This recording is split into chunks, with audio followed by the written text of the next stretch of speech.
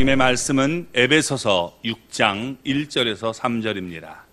에베소서 6장 1절에서 3절 우리 같이 한 목소리로 읽겠습니다. 자녀들아, 주 안에서 너희 부모에게 순종하라. 이것이 옳으니라. 내 아버지와 어머니를 공경하라.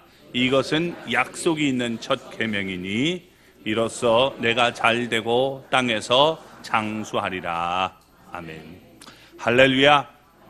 하나님의 은혜와 복이 오늘 주님 앞에 나온 우리 사랑하는 성도 여러분 삶 속에, 가정 속에 언제나 함께 하시기를 주님의 이름으로 축원합니다. 우리는 모두 누군가의 자녀입니다. 어버이 없이 이 땅에 태어난 사람은 아무도 없다는 말입니다. 그러므로 우리는 어버이에게 자녀로서의 책임을 다해야 합니다. 사람이 태어나면서 제일 먼저 부모님과 자녀로서 관계를 맺게 되어 있습니다. 그런 후에 형제 관계도 있고 이웃도 관계를 맺으며 살게 되는 것입니다. 부모님과 자녀로서의 관계가 올바르게 되어야 다른 사람들과의 관계도 올바르게 될 수가 있습니다. 그래서 10계명은 인간관계의 첫 계명에 해당하는 것이 바로 내 부모를 공경하라는 말씀입니다. 부모님을 우리가 공경하면 다른 계명들을 잘 지킬 수 있기 때문에 내 부모를 공경하라, 여기서부터 인간관계가 출발하게 되는 것입니다. 마태복음 7장 9절에서 11절을 보면 이렇게 말씀했습니다. 너희 중에 누가 아들이 떡을 달라 하는데 돌을 주며 생선을 달라 하는데 뱀을 줄 사람이 있겠느냐? 너희가 악한 자라도 좋은 것으로 자식에게 줄 알거든 하물며 하늘에 계신 너희 아버지께서 구하는 자에게 좋은 것으로 주시지 않겠느냐라고 했습니다. 사람은 악한 자라도 자식에게는 좋은 것을 주려고 한다는 겁니다. 누구나 자식을 사랑하고 잘 되기를 바라지요. 부모님은 우리를 낳아줬을 뿐만 아니라 사랑으로 자식들을 길러줬습니다. 그러므로 우리가 이런 부모님의 은혜와 사랑을 생각하면서 감사하는 마음을 가지고 우리 자녀로서의 책임을 다해야 된다는 겁니다. 그러면 우리 자녀들의 책임이 무엇일까요? 먼저 여러분 자녀들에게 말씀하시기를 주 안에서 우리 부모에게 순종해야 된다라고 말씀하고 있습니다. 여러분 순종하는 자녀들이 되시기를 주님의 이름으로 축원합니다. 1절을 우리 읽어볼까요? 자녀들아, 주 안에서 너희 부모에게 순종하라. 이것이 옳으니라. 아멘. 여기 보면 자녀들아 라고 말씀을 했습니다. 어린아이들아 부모에게 순종하라 이렇게 하지 않고 자녀들아 라고 말씀을 했어요. 여러분 자녀는 나이와 상관이 없는 겁니다. 나이가 많아도 자녀예요. 어린아이만 꼭 순종하는 게 아니라 나이가 많아도 여러분 우리는 순종하는 삶을 살아야 되는 것입니다. 하나님의 자녀는 나이와 상관이 없습니다. 예수님 안에 있으면 다 하나님의 자녀입니다. 그래서 어린아이도 여러분 하나님의 자녀고 또 부모님의 자녀고 청년도 자녀입니다. 우리 할머니들은 아닌가요? 자녀입니다. 예, 이처럼 우리 모두는 부모님에게 태어난 자녀들입니다. 따라서 자녀들아 라고 말씀하는 이 말은 우리 모두를 향한 하나님의 말씀입니다. 자녀들이 부모님에게 해야 될 첫 번째 책임이 뭐냐? 주 안에서 너희 부모에게 순종하라 라고 말씀하고 있다는 겁니다. 자녀들은 주 안에서 낳아주고 길러준 부모님에게 순종해야 된다라고 말씀하고 있습니다. 이것이 바로 부모님에게 해야 될 첫 번째 책임이 되는 것입니다. 의무가 되는 거예요. 자, 그런데 이 순종의 범위와 한계가 어디냐? 주 안에서라는 겁니다. 주 안에서. 그렇다면 여러분 우리 부모님들이 악한 일을 시켜도 여러분 우리가 순종해야 되는가? 그렇지 않죠. 이건 하나님의 말씀에서 벗어나는 일이라면 우리가 순종하지 않아도 된다는 겁니다. 그러니까 부모님에게 순종해야 되는데 성경은 주 안에서라고 말씀하고 있는 겁니다. 사도행전 5장 29절을 보면 베드로와 사도들이 대답하여 이르되 사람보다 하나님께 순종하는 것이 마땅하니라 라고 말씀했습니다. 자, 우리가 이 부모님에게 순종해야 될 일, 또 우리 하나님에게 순종해야 되는 일이 이게 뜻이 같으면 참 좋겠는데 이게 다를 때가 있단 말이에요. 그럴 때는 우리가 누구에게 순종해야 되느냐? 그 위에 계시는 하나님에게 순종해야 된다라고 말씀하고 있는 겁니다. 다니엘은 기도하지 말라는 왕의 명령을 받았지만 이전에 하던 대로 하나님 앞에 그는 기도를 했습니다.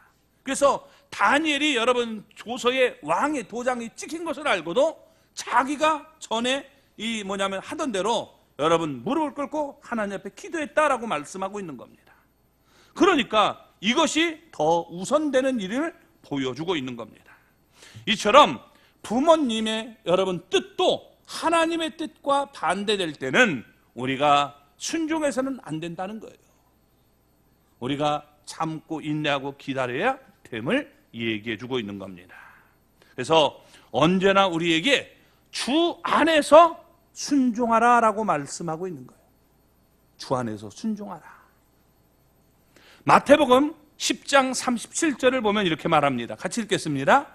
아버지나 어머니를 나보다 더 사랑하는 자는 내게 합당하지 아니하고 아들이나 딸을 나보다 더 사랑하는 자도 내게 합당하지 아니하며. 언제나 하나님의 말씀이 우리 부모님보다 자식들보다 더 우선되어야 된다라고 말씀하고 있는 거예요.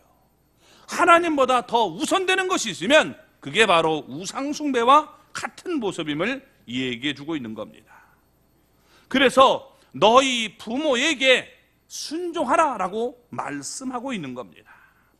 자, 우리가 여기 부모님이 무서우니까 아버지는 무섭죠. 그러니까 이게 얻어맞을까 봐 순종을 옛날에 했단 말이에요. 어머니는 뭐 때리지 않으니까 말로만 하니까 이게 안 들어도 된다.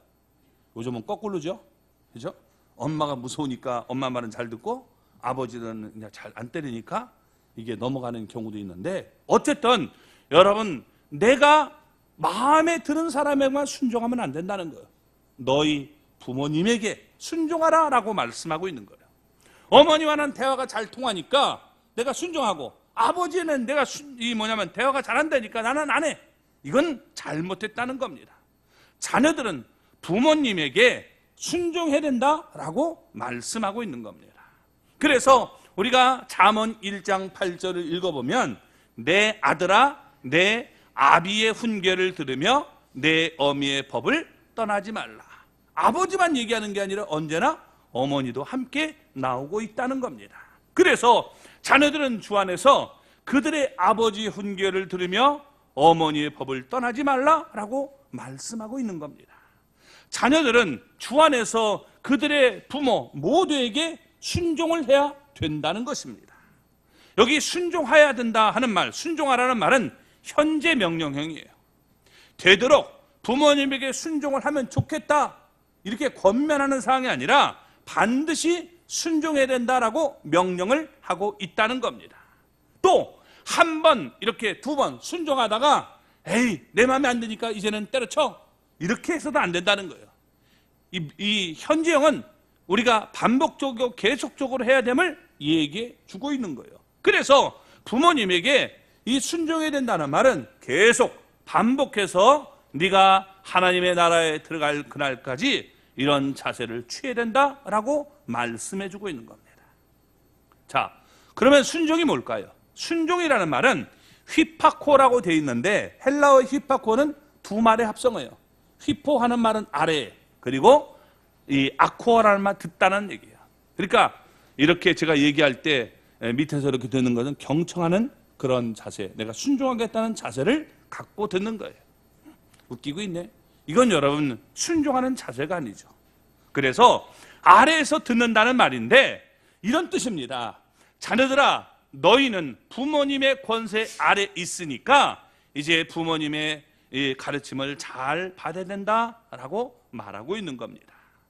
부모님은 자녀 위에 있는 권세이고 하나님으로부터 주어진 권세입니다. 따라서 자녀들은 부모님의 이 권세 아래에 있으면서 그 가르침을 잘 따라야 된다는 것입니다. 예수님은 인간으로 이 세상에 계실 때 부모님 밑에서 자라났습니다. 예수님은 여러분 하나님이 되신 그분이 인간으로 오셨잖아요. 그러니까 예수님이 여러분 자기 멋대로 사셨죠? 그렇지 않았습니다. 언제나 우리가 성경을 읽어보면 예수님도 이 땅에 계실 때 부모님의 뜻을 잘 받들어서 살았음을 우리가 볼 수 있는 것입니다. 그게 우리 누가복음 2장 51절에 나오는 얘기예요. 그래서 여러분 받들어 섬기는 그런 모습을 보입니다. 그런데 예수님은 여러분 이 땅에 사시면서 지금 52절을 읽어보면 이렇게 되어 있습니다. 예수는 지혜와 키가 자라가며 하나님과 사람에게 더욱 사랑스러워 가시더라. 예, 어린 시절 예수님은 부모님 밑에서 이렇게 네 가지 면에서 잘 자라났다는 겁니다. 마찬가지로 우리의 자녀들도 이 네 가지 면에서 잘 자라나야 정말 우리가 모델 되시는 예수님 앞에 그런 정말 인간다운 인간으로 살 수 있게 되는 거예요. 그래서 부모님의 이 가르침을 잘 받으며 살아야 되는데 네 가지를 우리 자녀들에게 잘 가르쳐 줘야 되는 겁니다. 먼저는 지혜가 자라도록 해야 돼요. 그래서 자녀는 여러분 예수님은 지혜와 키가 자랐다는 뜻이 지혜가 제일 먼저 앞서고 있지 않습니까? 그래서 갓난아기의 정신은 백지 상태와 같아요. 선과 악을 잘 구별하지 못합니다. 그래서 먹을 것과 먹지 말아야 될 것을 구분하지 못해요. 그러니까 입에 뭐든지 옆에 주어지면 입으로 다 집어넣어요. 이걸 구강기라고 그러죠. 입으로 들어가는 거예요. 무조건 되고. 그래서 여러분 이 자녀들에게 잘 가르쳐야 돼요. 옆에 위험한 걸 놔두면 안 돼요. 애들 손에 탁 따면 무조건 이게 입에 들어갈 수 있다. 그렇기 때문에 정말 여러분 이거 우리 애들 위험한 것들은 다 치워야 돼요. 그렇지 않으면 면도칼 놔두면 여러분 면도칼도 먹는 거예요. 무조건 들어가니까 여러분 이때 아주 잘 가르쳐 줘야 되는 거예요. 먹지 말아야 될 것이 뭔지, 우리가 먹어야 될 것이 뭔지, 이런 지혜를 잘 우리가 가르쳐 줘야 되는 겁니다. 그래서 우리 부모님이 지혜를 여러분 자녀들에게 넣어줘야 되는 겁니다. 또 하나가 키가 자라도록 해야 되는 거죠. 신체적인 면입니다. 여러분 자녀가 자라면서 자기 몸을 돌볼 수가 없어요. 그렇기 때문에 부모가 먹여주고 입혀주고 재워줘야 되는 겁니다. 부모는 자녀가 건강하게 잘 자랄 수 있도록 자녀를 돌보며 가르쳐야 할 책임이 있다는 것입니다. 또 여러분 자녀는 하나님에게 사랑스러워 가야 되는 겁니다. 이건 영적인 면입니다. 부모는 자녀에게 하나님을 경외하며 하나님을 기쁘시게 하는 삶, 믿음의 삶을 살도록 가르쳐 줘야 되는 것입니다. 이를 위해서 부모님이 여러분 자녀에게 몸소 신앙의 본을 보여줘야 되는 거예요. 내가 여러분 하나님 앞에 사랑받는 모습을 보여주지 못하면 애들도 사랑받지 못하게 되는 겁니다. 또 하나가 자녀는 사람들에게 더욱더 사랑스러워 가야 되는 거예요. 그래서 여기 누가복음 2장 52절 마지막 부분에 여러분 이렇게 사람들에게 더욱 사랑스러웠다라고 말씀하고 있는 겁니다. 사회적인 부분이죠. 부모는 자녀에게 겸손을 가르치고 또 남을 배려하는 법을 가르쳐주고 예의범절 이런 것들을 가르쳐서 사람과 사람 사이에 어떻게 살아야 되는지를 가르쳐줘야 돼요. 만약에 그렇지 못하면 자기 중심적인 사람이 돼서 다 내 뜻대로 움직이려고 그래요. 그러면 여러분 사회생활하기가 힘들어지는 거예요. 내 뜻과 저 사람의 뜻이 다를 때 어떻게 맞춰가야 되는지 여러분 부모님 밑에서 순종함으로 배워가야 되는 거예요. 그래서 때로는 내가 정말 부모님의 뜻이 좋지 않지만 이걸 내가 순종하면서 사회생활도 해가는 방법을 배우게 되는 겁니다. 이렇게 하는 것이 옳다라고 말씀하고 있단 말이에요. 이것이 옳은 거래요. 하나님은 절대자가 되십니다. 하나님이 옳다고 하면 그건 옳은 것이고 우리가 인간이 보기에 아무리 좋더라도 하나님이 그건 잘못된 거야 라고 하면 그게 옳지 않은 것입니다. 그런데 자녀들이 주 안에서 그들의 부모에게 순종하는 것, 이건 옳은 일이다 라고 말씀하고 있는 겁니다. 하나님이 그렇게 옳다라고 말씀하셨기 때문에 여러분, 이것은 정말 옳은 일인 줄 알고 그 옳은 길을 갈 수 있는 하나님의 사람들이 되시기 바랍니다. 여기에는 다른 이유가 필요 없는 거예요. 하나님이 옳다고 했으니까 해야 되는 겁니다. 우리 부모님은 세상 물정을 너무 모른다면서 부모님의 말씀을 무시하면 안 되는 겁니다. 우리는 세상에 구별된 하나님의 자녀들입니다. 그러므로 우리는 주 안에서 부모님에게 순종해야 되는 것입니다. 이것이 옳은 일이고 하나님을 기쁘시게 하는 일이라고 말씀하고 있다는 거예요. 구약시대 때는요, 여러분, 우리가 자녀들이 부모님에게 순종하지 않으면 엄한 벌을 내도록 율법은 정해놓고 있었습니다. 어떤 벌을 내렸느냐? 여러분, 신명기 21장 21절을 우리 한번 읽어볼까요? 그 성읍의 모든 사람들이 그를 돌로 쳐 죽일지니. 21절이에요. 12절이 아니라 잘못 났죠? 그 성읍의 모든 사람들이 그를 돌로 쳐 죽일지니 이같이 내가 너희 중에서 악을 제하라. 그리하면 온 이스라엘이 듣고 두려워하리라. 무슨 얘기냐? 지금 부모님의 말씀을 그렇게 안 듣고 부모님을 저주하고 이러는 애가 있으면 어떻게 돼요? 그 돌로 쳐 죽이라는 거예요. 그러면 어떻게 돼요? 그래서 악을 제거하면 이 일을 듣고 일벌백계로 이스라엘이 두려워서 잘 따르게 될 것이다 라고 얘기하고 있는 거예요. 자녀를 죽이고 싶은 사람이 어디 있겠어요? 그러나 그렇게 해야 나라가 제대로 돌아간다는 거예요. 그래서 저는 사형 폐지제 너무 주장하는 거, 잘못된 판결을 내리니까 그게 문제지, 정말 인간 같지 않은 사람들을 그건 나라에서 막 돈 주고 그걸 막 해주는 건 그건 옳은 일이 아니라고 봐요. 정말 인간 같지 않은 사람들이 때로는 있어요. 뭐 좀 사상이 들리다고 그런 거 말고요. 우리 인간 같지 않은 일들 한 사람이 있잖아요. 그죠? 어린아이를 강간한다든지 그런 일. 그건 쳐야죠. 사형을 빨리 해야지. 왜 그걸 돈 주고 합니까? 그런 일이 아니라면 우리가 생각해 볼 필요가 있는데, 자, 어쨌든 이렇게 패역한 자들에게 매우 혹독한 벌을 주라고 말씀한 겁니다. 자, 구약시대 때 우리가 여러분 살아간다면 우리 가운데 살아날 사람이 별로 없는 거예요. 왜? 지금의 사람들은 너무도 옛날 사람들에 비교해 볼 땐 싸가지가 없어요. 그러니까 이 부모님 앞에서 정말 벌 받을 사람들이 너무도 많이 있다는 겁니다. 대부분 죽임을 당해야 될 것이죠. 그러나 우리는 감사하게도 신약시대의 복음에는 이런 벌을 받지 않습니다. 왜냐하면 예수님이 우리 대신에 이미 벌을 받으셨기 때문에 그래요. 그렇기 때문에 여러분, 우리가 이런 복을 누리고 있는 것이죠. 그렇다고 부모님을 무시해도 된다는 얘기는 결코 아닙니다. 예수님은 어떤 삶을 사셨냐? 자, 누가복음 2장 51절을 볼까요? 예수께서 함께 내려가사 나사렛에 이르러 순종하여 받드시더라. 그까지만 보겠습니다. 예수님은 어떻게 했다고요? 순종하며 받드시는 삶, 공경하는 삶을 살았다라고 말씀하고 있는 거예요. 그래서 성령님이 바울을 통해서 우리에게 분명하게 명령하는 것은 주 안에서 부모님에게 순종하고 또 그 부모님을 공경하는 자세를 가져야 된다. 그것이 자녀로서의 책임을 다하는 삶이다라고 말씀하면서 우리 성도들에게 이런 삶을 살라라고 말씀하고 있는 겁니다. 여러분, 이런 삶을 사는 저와 여러분이 되시기를 주님의 이름으로 축원합니다. 두 번째, 여러분, 우리가 부모님에게 해야 될 여러분 이 책임이 뭐냐? 공경해야 된다는 거예요. 공경.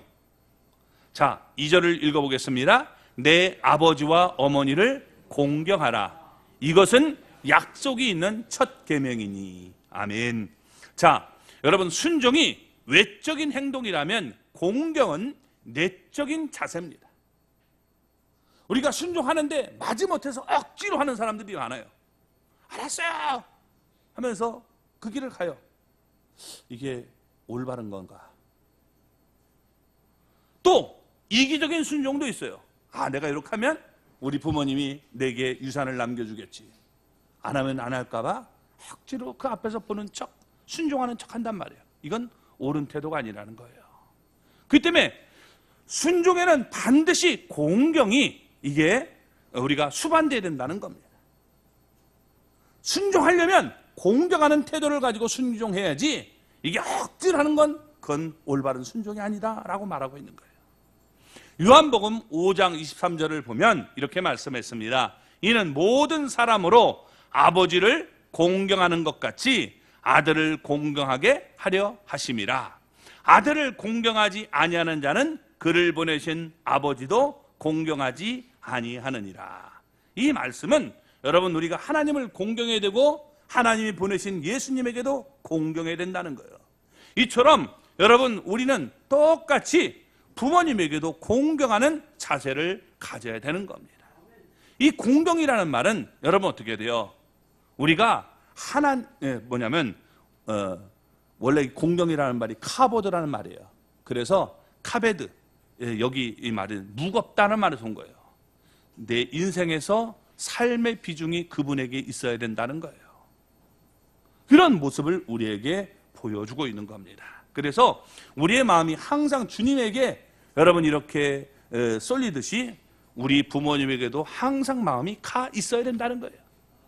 가끔가다 생각나가지고 잘 계시죠? 이러면 안 되고 우리 부모님에게 마음이 항상 이렇게 가 있는 자세가 필요하다라고 말씀하고 있는 겁니다.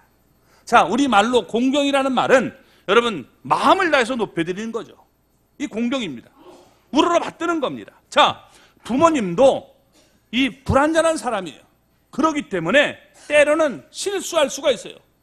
잘못할 수가 있어요. 그래도 부모님을 공경해야 된다는 겁니다. 이게 여러분 우리가 하나님 앞에서 가져야 될 태도예요. 노아는 의인이었고 당대의 완전한 사람이었습니다. 그런데 여러분 홍수 후에 이 큰 실수를 저질렀어요. 왜? 나이가 많았기 때문에 그래요. 노아가 나이가 많았단 말이에요. 600세 이상이 되니까 여러분 어떻게 돼요? 오락가락하는 거죠. 그러니까 이 포도주를 너무 많이 마시고서 그냥 취해가지고 빨가벗고 헉 잠자는 거예요. 그때 노아의 세 아들 가운데 함이 그 모습을 보고 두 형제에게 알렸습니다. 그러자 노아의 이 다른 두 아들 곧 셈과 야벳은 옷을 가져다가 그의 어깨에 이렇게 걸치고 그리고 뒷걸음쳐 가서 들어갔습니다. 아버지 이 노아의 벗은 모습을 보지 않기 위해서 공경하는 마음으로 그렇게 갔던 것입니다. 셈과 야벳은 그들이 가져간 옷으로 아버지 노아의 벗은 몸을 덮어 주었던 것입니다. 그래서 여러분 어떻게 돼요? 이 셈과 야벳은 복을 받았어요. 그러나 함은 저주를 받았다는 겁니다. 아무리 여러분 훌륭한 부모님도 연세가 들면 이게 뭐예요? 노아처럼 노망, 망령 이게 온단 말이에요. 하지 않아야 될 짓들을 해요. 죄송합니다. 시시라고 해서. 어쨌든 그런 일들이 나타난단 말이에요. 그러나 여러분 어떻게 해야 돼요? 우리는 부모님의 허물을 덮어주는 태도를 취해야 된다라고 말씀하고 있는 겁니다. 바로 그것이 부모님을 공경하는 태도라는 거예요. 우리 부모님들도 그렇지 않습니까? 여러분 옛날에는 머리도 잘 돌아가고 똑똑했는데 이게 어떻게 돼요? 나이가 드니까 이게 한 소리 또 하고 그만해요, 짜증나요, 이렇게 되는 경우가 있잖아요. 안 그래요? 그렇단 말이에요. 그러나 여러분 어떻게 돼요? 우리 마음속에서 그것 때문에 자꾸 공경하는 이런 자세를 잃어버리면 안 된다라고 말씀하고 있는 겁니다. 그래서 여러분 우리는 그분을 갖다가 좀 순종해야 되고 공경하는 것, 이런 자세를 가져야 되는 거예요. 이건 뭐 다 모든 가정에 다 공통된 얘기예요. 잠언 3장 여러분 우리 9절을 보면 이렇게 말합니다. 내 재물과 내 소산물의 처음 익은 열매로 여호와를 공경하라. 무슨 얘기냐? 여러분 우리가 하나님 앞에 나올 때 빈손으로 나오는 건 공경하는 자세가 아니라는 거예요. 하나님 앞에 예물을 가지고 나오는 것이 이게 우리가 공경하는 태도예요. 왜? 누가복음 여러분 12장 3, 4절을 보면 너희 보물이 있는 곳에는 너희 마음도 있느니라 라고 말씀했습니다. 그러니까 여러분 하나님을 공경하려면 물질이 따라가야 되는 거예요. 하나님 사랑해요 마음만. 여러분 그렇게 하는 건 올바른 태도가 아닙니다. 마찬가지로 부모님을 공경하려면 물질로도 부모님을 섬겨야 된다는 거예요. 부모님 사랑해요 이러고서 그냥 쓱 가면 그건 여러분 올바른 게 아니에요. 적은 것이지만 여러분 선물을 내가 준비할 줄 아는 마음, 그것이 필요하다라고 말씀해 주고 있는 겁니다. 예수님 당시에 여러분 서기관들과 바리새인들은 부모님에게 내가 이게 공경하는 것을, 섬기는 것을 원치 않았어요. 그래서 그들은 무슨 짓을 했느냐? 고르반하고서 하나님 앞에 다 드렸다는 거예요. 자, 그런 얘기가 마가복음 여러분 7장 11절에 나옵니다. 한번 우리 읽어보겠습니다. 너희는 이르되 사람이 아버지에게나 어머니에게나 말하기를 내가 드려 유익하게 할 것이 고르반 곧 하나님께 드림이 되었다고 하기만 하면 그만이라고 하고. 자, 이거예요. 내 부모님을 섬겨야 되는데 부모님을 섬기기가 이게 뭐 내가 힘들고 어렵단 말이에요. 그러니까 꾀를 쓰는 거예요. 아, 하나님에 다 드렸다고 하자. 나는 있어요 없어요? 하나님 다 드리면 있어요 없어요? 예? 내가 여기 100만 원 있어요. 하나님 다 드렸어요. 그러면 여기 뭐가 있어요? 없죠. 근데 말만 드렸다고 하는 거예요. 하나님께 드릴 겁니다. 고르반. 고르반이라는 말은 예물이라는 거예요. 하나님 앞에 내가 이거 예물로 드렸습니다. 나는 없으니까 내가 섬기고 싶어도 나는 섬길 수가 없어요. 그렇게 얘기하는 거죠. 그리고 실제는 그 돈은 다 자기가 쓰는 거예요. 하나님 앞에 드리고 나면 몰라도 드리도 않고 고르반 했다고 하고 다 이거 드렸으니까 내 건 없습니다. 그러면서 자기 멋대로 쓰면 이건 올바른 것이 아니다 라고 얘기해 주고 있는 거예요. 그래서 이런 행동이 잘못됐다 라고 예수님은 말씀하셨다는 겁니다. 우리는요, 이 부모님에 대한 이 마음이 자식에 대한 그 10분의 1, 아니 100분의 1만큼 가도 이게 정말 효자 소리 들을 수 있는 거예요. 보세요. 자기 아이들이 이 음식을 잘 먹지 못하면 어떻게 돼요? 아주 막 이것 좀 먹어봐. 먹으면 뭐 줄게요. 저거 막 이렇게 꼬십니다. 근데 부모님이 좀 좋은 거 먹으려면 아유 그만 좀 드세요. 이게 비싼 거 왜 자꾸 먹느냐고. 이렇게 하잖아요. 그러니까 여러분 이게 문제가 되는 겁니다. 자기 자녀들을 위해서는 아낌없이 우리가 돈을 쓰면서 부모님에게 용돈 드리는 일은 힘들고 어려운 일들을 우리가 볼 수 있다는 겁니다. 자, 우리가 어렸을 때 부모님은 우리를 돌보셨습니다. 이제 우리가 자라서 자녀들을 돌보게 됐어요. 이와 같이 함께 여러분 우리는 부모님도 돌봐야 되는 겁니다. 우리 자녀들도 여러분 자녀를 키우면서 이제 부모가 될 때 우리를 돌보게 되는 거예요. 그 모습을 보게 되고 그렇게 되는 거예요. 근데 언제인지 모르지만 자꾸만 여러분 어떻게 돼요? 이것이 부모님에게 대한 사랑은 점점 줄어드는 모습을 볼 수가 있다는 거죠. 이건 올바른 것이 아니다. 복받는 삶이 아니다 라고 말씀해 주고 있는 거예요. 그러면서 여러분 이렇게 얘기합니다. 이것은 약속 있는 첫 계명이니. 약속 있는 첫 계명이니. 뭐가 여러분 약속 있는 첫 계명이라는 거예요? 내 아버지와 어머니를 공경하라. 내 부모를 공경하라. 그게 첫 계명이래요. 약속 있는 첫 계명이다. 자, 여러분 보세요. 내 부모를 공경하라는 말씀은 10계명 가운데 몇 계명이에요? 몇 계명? 첫 계명? 몇 계명? 5계명. 성경 좀 읽어주셔야 될 것 같아요. 5계명이잖아요. 5계명. 근데 왜 첫 계명이에요? 그렇죠? 근데 본문은 이건 첫 계명이다 라고 말씀하고 있단 말이에요. 그 까닭이 뭡니까? 여러분 이 10계명은 두 가지 돌판에다가 썼단 말이에요. 하나는 1계명부터 4계명까지는 하나님에 대한 이 우리 계명이죠. 5계명부터 10계명까지는 이게 인간관계 속에서 주어지는 계명입니다. 인간관계 속에서 주어지는 제일 첫 번째가 바로 내 부모를 공경하라 하는 말씀입니다. 그러니까 여러분, 인간관계 속에서 제일 첫 번째 것을 얘기해 주고 있는 것이죠. 자, 그러니까 여러분, 이것이 기준이 되고 그것을 잘 지킬 때 여러분 어떻게 돼요? 그 다음 것들을 잘 지킬 수 있다는 겁니다. 제5계명을 지키는 사람은 다른 계명도 잘 지킬 수 있는 거예요. 부모님을 공경하는 사람이 여러분 살인하거나 간음하거나 도둑질하거나 거짓 증거를 하거나 이웃을 탐내거나 부모님의 마음을 아프게 하지 않는 것입니다. 여러분, 우리 부모님이 정말 내가 부모님을 공경한다. 이 공경한다는 말은 그 부모님의 이름을 빛나게 만들어 주라는 거예요. 자, 근데 내가 여러분 이 살인을 해서 이 부모님이 너 부모가 누구기에 그렇게 가르쳤냐? 이건 공경하는 태도가 아니잖아요. 아, 우리 부모님을 정말 내가 빛나게 만들어 주려면, 영광스러운 존재로 만들려면 어떻게 돼요?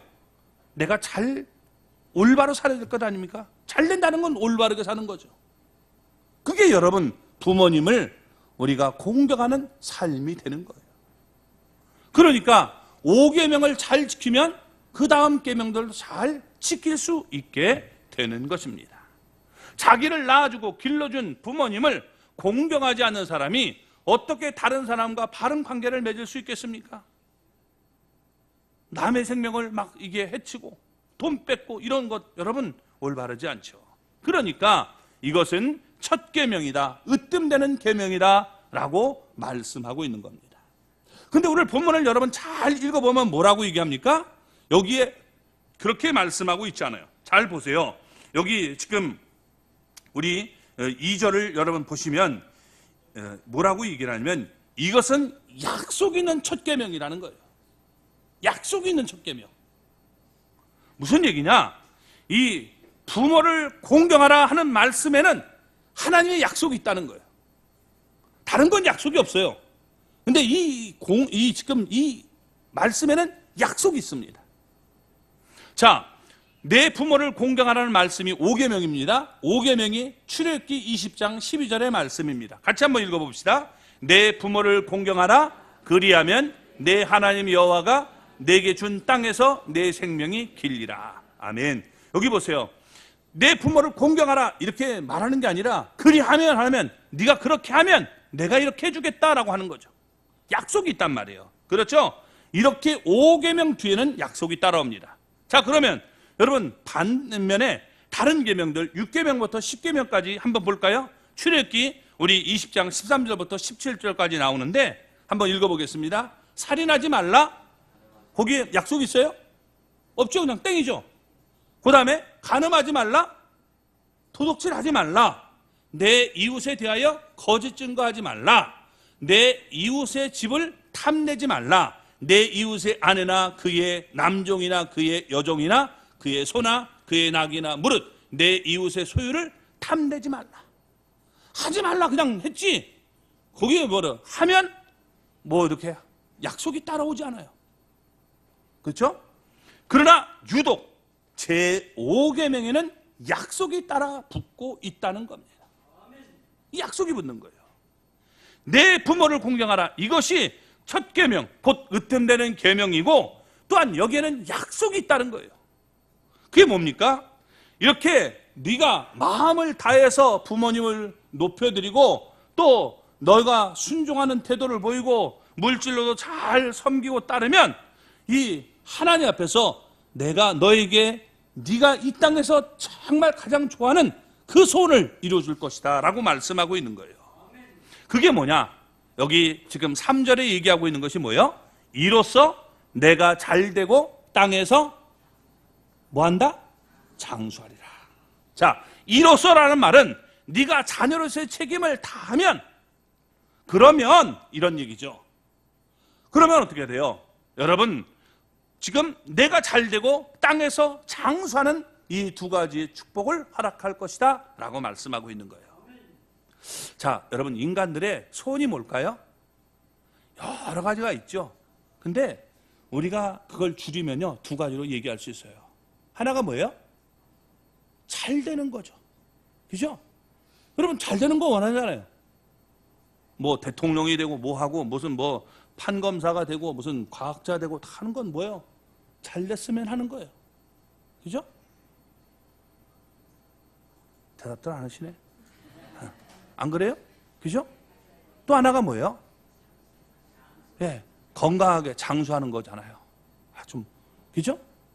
근데 여러분, 그냥 장수만 하면 돼요? 아니에요. 이게 상호 보완적이에요. 상호 보완적이라는 겁니다. 이 두 가지가 여러분 어떻게 돼요? 이게 합쳐질 때 진정한 축복이라고 말할 수 있어요. 자, 보세요. 내가 이게 아무리 잘 됐더라도 장수하지 못하면 끝이에요. 내가 박사학위 땄어요. 그리고 여러분 내가 대통령이 됐어요. 그 다음날 죽었다? 이거 얼마나 안타까워요. 그죠? 이건 복이 아니란 말이에요. 내가 잘 되면 뭐합니까? 그 다음날 꽥 하면 아무것도 아니잖아요. 그렇죠? 또 내가 여러분 한 500까지 살아요. 근데 맨날 칼에 나가지고 뭘 주워 먹으면서 500살 살아요. 이것도 여러분 복이 아니란 말이에요. 그러니까 두 가지가 딱 이렇게 맞아야 이게 진정한 복이 되는 것을 우리가 알 수 있는 거예요. 그러니까 하나님은 어떻게 돼요? 이게 이 두 가지 너희들이 원하는, 그토록 원하는 그 복을 내가 주겠다라고 말씀하고 있는 겁니다. 복 받는 비결이 다른 데 있는 게 아니라 우리 하나님을 잘 섬기고 또한 부모님을 잘 섬길 때 있다는 사실을 알기 바랍니다. 그래서 우리 부모님을 여러분 잘 섬김으로 우리 성도들이 복 받는 그런 사람들이 될 수 있으면 좋겠어요. 아멘. 네. 별로 아멘 소리가 안 나오는데 목사님이나 잘하세요 하는데 여러분 정말 그러지 마시고 하나님 앞에서 여러분 그런 삶을 우리가 사는 사람들이 되시기 바랍니다. 자, 보세요. 우리가 창세기를 읽어보면 요셉이라는 사람이 나와요. 요셉은요, 여러분 이 아버지에게 순종했던 사람이에요. 요셉은요, 형들이 미워했어요, 사랑했어요? 굉장히 미워했죠. 그걸 알았을까요, 몰랐을까요? 알았죠. 바보가 아니면 알죠. 그죠? 시기 질투하는 모습 왜 몰라요? 근데 여러분 아버지가 어떻게 돼요? 형을 찾아러 시킵니다. 근데 어떻게 돼요? 그를 찾아 나서요. 아버지, 나 이거 혼자 갔다가 이거 형들이 나 이거 두드러 패고 나 이거 정말 이거 팔아버리면 어떡해요? 그렇게 하지 않고 여러분 찾아갑니다. 그래서 여러분 어떻게 해요? 문제가 생기잖아요. 죽이려고 하다가 대상이 지나가게 되고 세겜 땅에서 여러분 어떻게 돼요? 결국 종으로 팔려가게 됩니다. 그러나 요셉은요, 하나님이 준 복을 받아서 애굽 땅의 총리가 되었던 겁니다. 이렇게 아버지에게 순종한 요셉은 잘 되었다는 겁니다. 또 요셉은 아버지 야곱을 애굽으로 모셔와서 기름진 고센 땅에서 머물며 살도록 했고 잘 공경했습니다. 그 결과 요셉은 애굽 사람들이 가장 이상적인 나이라고 하는 여러분 110세의 이 수를 누리고 살았던 것입니다. 이렇게 자녀의 책임을 다했던 요셉은 잘 되고 땅에서 장수했습니다. 또 구약 성경에 나오는 여러분 룻은 모압의 여인이었습니다. 룻은 그의 남편이 죽자 그의 시어머니 나오미를 따라 베들레헴으로 왔습니다. 룻은 그의 시어머니 나오미에게 순종하며 또 밭에 떨어진 곡식 이삭을 주어서 그의 시어머니 나오미를 공양했던 것입니다. 하나님은 자녀의 책임을 다한 룻에게 복을 주셨습니다. 룻은 베들레헴의 유지 보아스의 아내가 되었습니다. 그래서 여러분 이 축복을 받았죠. 또 나아가서 다윗의 증조 할머니가 되었던 것입니다. 또 룻은 그 일을 행한 것이 성경에 기록되어서 후대의 길이 여러분 칭송을 받도록 만들어 주었다는 겁니다. 더 나아가 여러분 예수 그리스도의 조상이 될 수 있었던 것입니다.